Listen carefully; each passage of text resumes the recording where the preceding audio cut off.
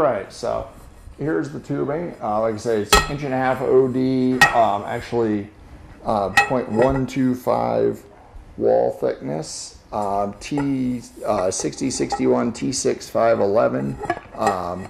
I had to anneal this, otherwise it broke.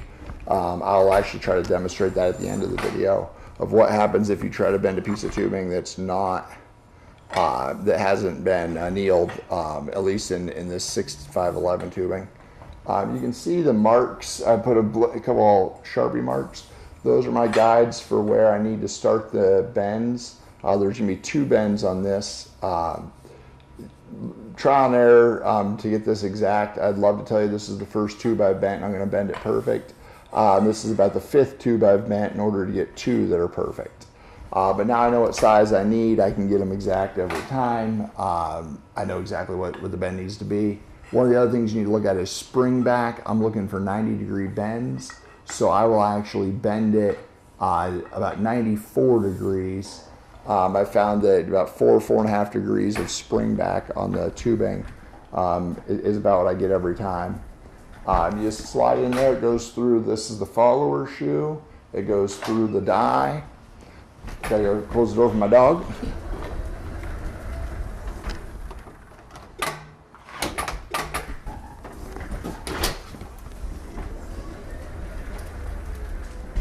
And then, as I showed earlier, it goes through the keeper die on the back. At this point, I'll go ahead and I will lube it up. You want to use lots of lube, especially with aluminum.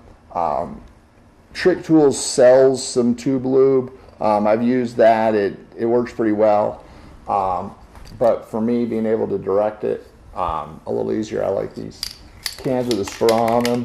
This is just a can of a WD-40 brand white lithium. Just white lithium grease in a can. Just give it a quick shake here. And then I can aim it and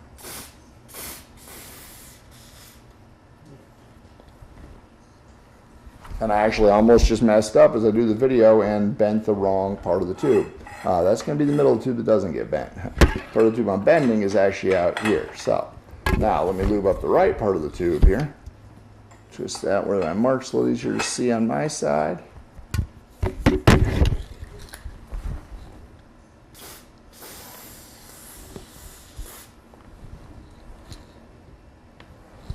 I will say tube bending is a bit of a messy process. You get really dirty hands and this grease gets everywhere. But lube helps a ton. Lube really, it galls up the tubing otherwise, really makes a really good way to ruin your tube. The other thing I use that didn't come with this, this is actually a little tool made for bending conduit. It's something my dad turned me on to. The company's called No Dog Legs, something like that. You can see the little no dog symbol, no little wiener dogs there on the label. But what this is it's a little aluminum doohickey that you hook onto the end of your tube, and it'll go on a lot of different sizes of tubing, and then it has a little bubble level in it. And they're even, for a couple bucks extra, you get your company name engraved in them. They're pretty cheap. I want to say 15 bucks or something online. Because I need to have 2 bends that end up exactly parallel to each other at the end. This is really important. You can eyeball it, and you'll be wrong every time. Every time I try to eyeball it, I'm wrong. When I put this on, it's right. So I'll screw this onto the other end real quick, and then when I do it, the second end is where it'll play in the most.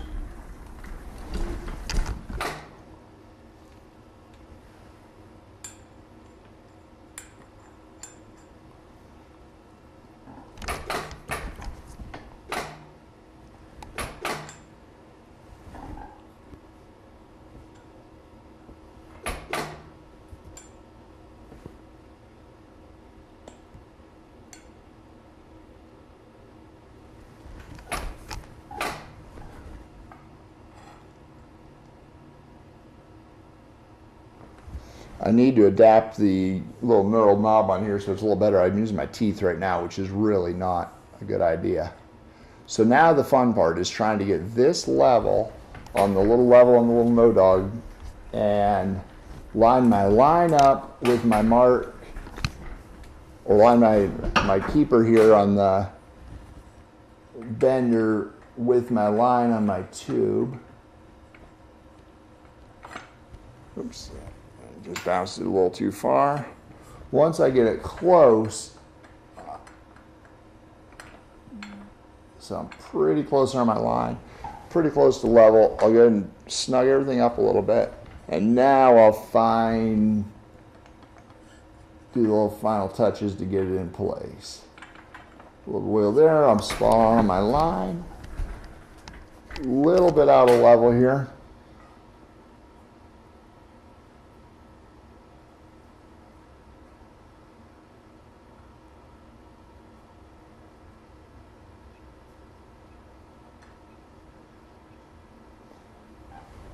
All right, pretty good on the level.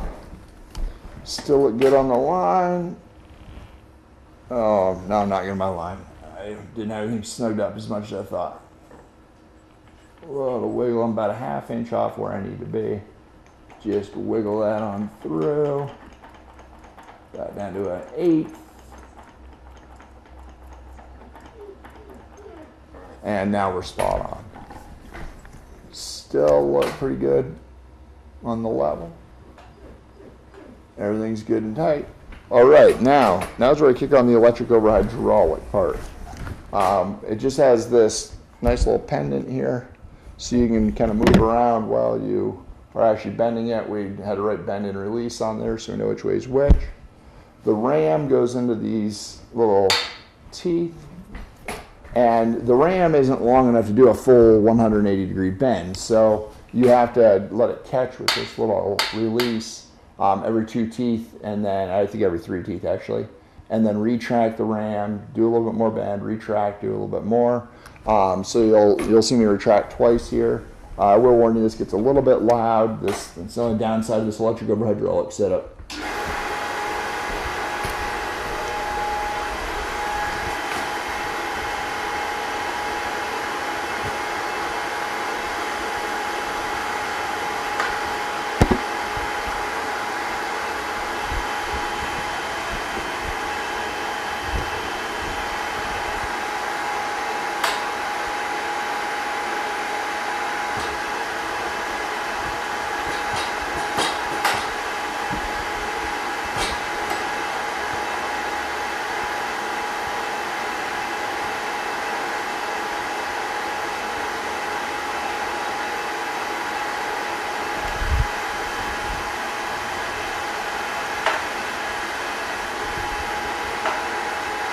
Go for our second bite here.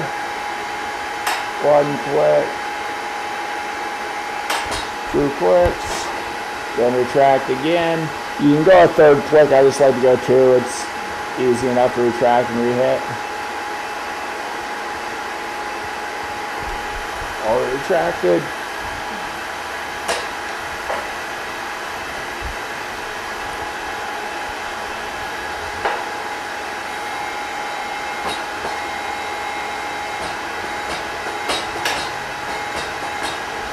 Now, we're actually at a 90-degree bend right there, but I got to go an additional 4 degrees.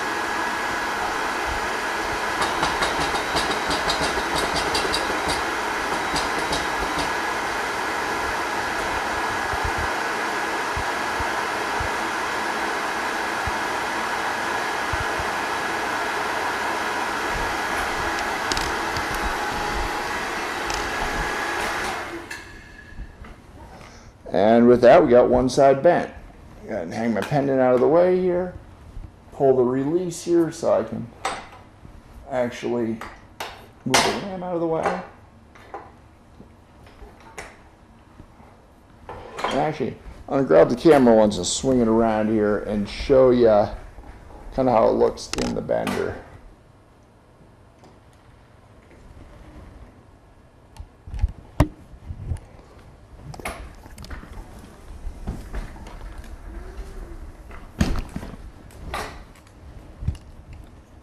Sorry not to make you all seasick there.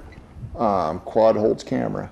So you can see the bend there. You can see where my mark was. You can see the bend starts right after that. It wraps around the inner shoe. You can really see how that keeper on the back side holds it all in place with the little aluminum block that I mentioned.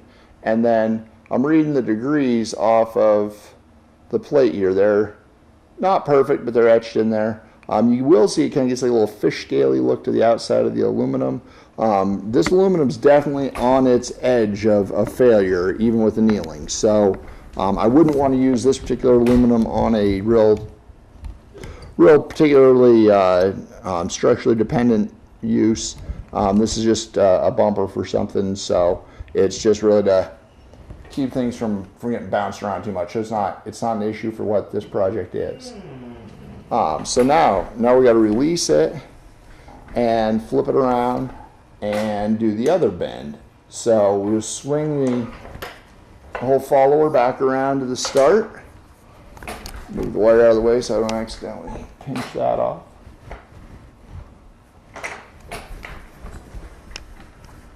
And I'm going to come around the back side and get a little pop. It sticks pretty hard into that die.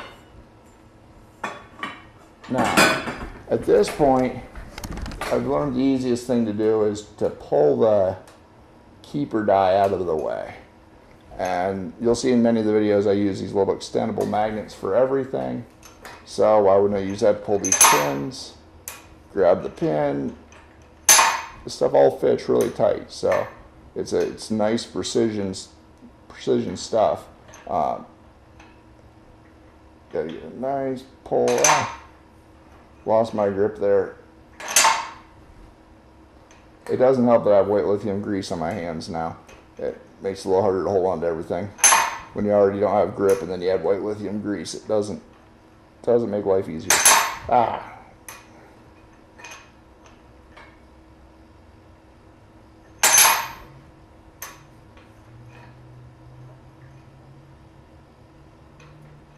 There we go. Just drop this in the spare holes. Leave the magnet there. I'm just going to move the keeper die out of my way so I don't knock it on the floor. And now that'll give me enough clearance to pull this guy out.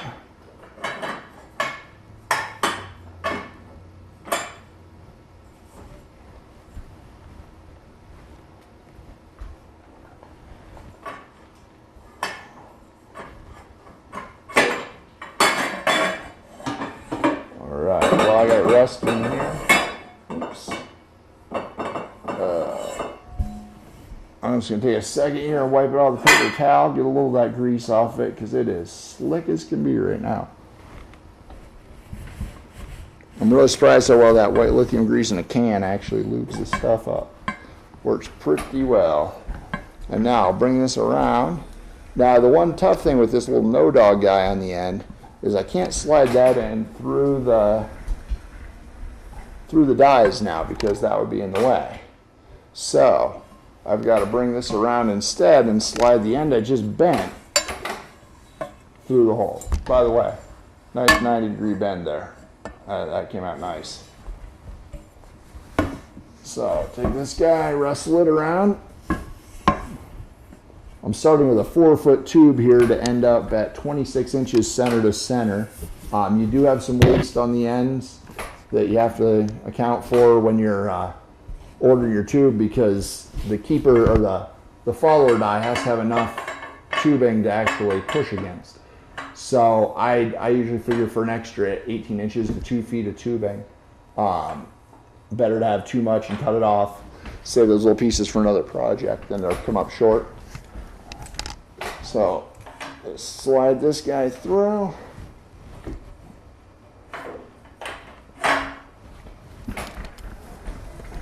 Now, if I was able to pull pins and stuff, I would have pulled out the pin on that follower die, and this would go in a lot easier, but it's a whole lot harder for me to do that than to just wrestle it through. So I wrestle it through. So now we got that through. You gotta flip this around to get the bends where I need them. Slide the little keeper die on the back into place here.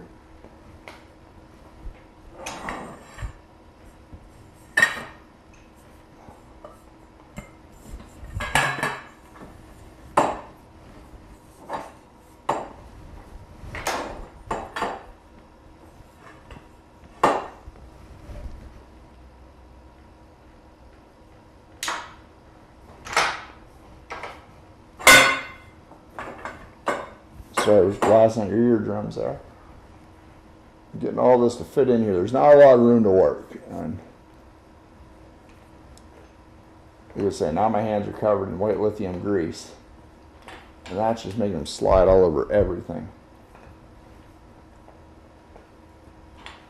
But I'm just going to spray more on, so no point in washing my hands at this point. So now I got the keeper die close. I go ahead and I pull this pin back out, and I drop it in hole number 5 here. It says hole 5 on the keeper die. They try to make this pretty idiot proof. Although these dies fit all their different models of bender, and so sometimes what it says on the die and what the reality is isn't quite the same, because that marking might be for one of their other 2 benders that they make. So just something to keep in mind if you do get one of these Model 4s, that sometimes it won't make sense.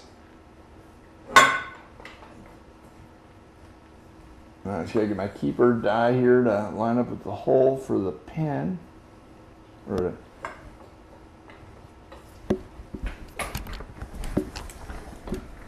I'll reach my arm around in from the front here.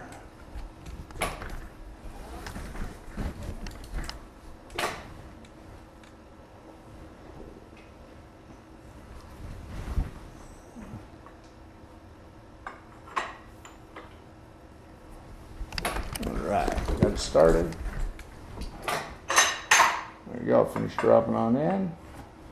Now, my mark is way in here. I slid this way too far, so I'll slide it back this way.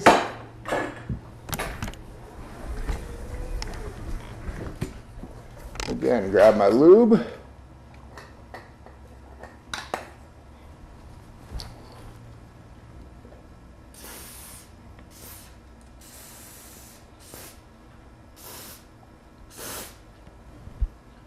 Lube it all up.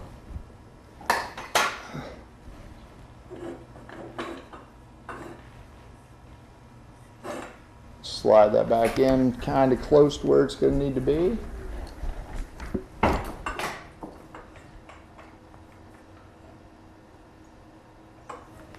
Now, if I thought the other side was fine, trying to line everything up to get it level, to get the line in the right place and everything at the same time, that's nothing compared to this particular side. This side gets way trickier because the line's back here and my no dog is on the end there, on the far end. So what I do is I get it close, I get the line at least in the right spot, so I get my marking for distance right, and then I can kind of look here and know that I want these bends to be in the same plane. I want this bend back here that I already did to be in the exact same plane as this front bend that I'm about to do.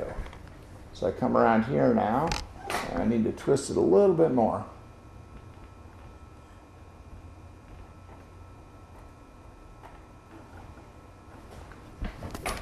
Got a little too snug in there, so I'm just going to come back here and just tap up just a little bit.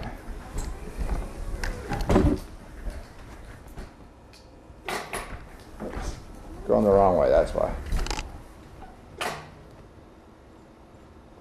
I could tell by looking at it that I was getting too high, and so I double checked, and I just need to go more the other direction.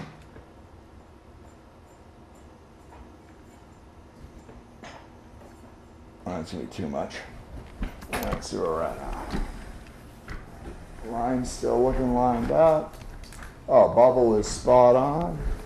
Just double check that line. Yep, the line looks great. All right, so now we're going to bend this second side.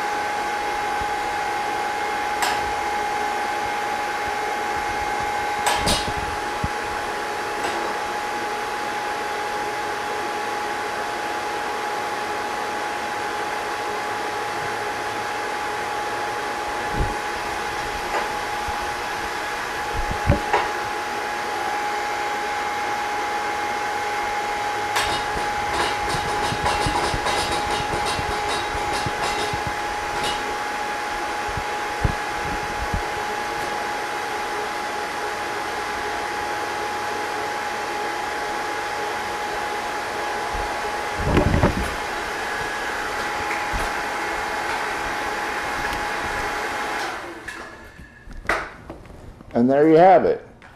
1.5" aluminum, 125 wall thickness, 2 90-degree bends after annealing. Ready to weld, ready to tube notch. In this case, I'll be notching it and welding on some other tubes. So thanks for watching. We appreciate your continued views, and I hope you subscribe and stay tuned for more videos of the Cripple Concept Shop. Thanks again.